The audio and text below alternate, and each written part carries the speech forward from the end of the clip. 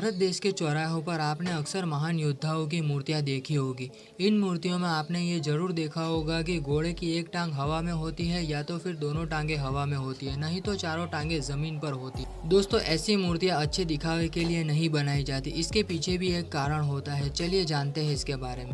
अगर आप देखते हैं कि किसी मूर्ति में योद्धा के घोड़े की दोनों टांगे हवा में है, तो इसका मतलब ये है कि योद्धा रणभूमि में दुश्मन से युद्ध करते हुए शहीद हुआ था।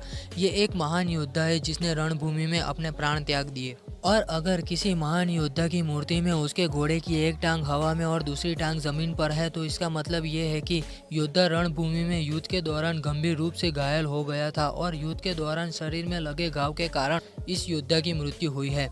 अगर किसी महान योद्धा की मूर्ति में घोड़े की चारों टांगे जमीन पर है, तो इसका मतलब यह है इस योद्धा की मृत्यु ना तो युद्ध भूमि में हुई है और ना ही रणभूमि में घायल होने की वजह से हुई है, बल्कि इस महान योद्धा की मृत्यु प्राकृतिक कारणों से हुई है।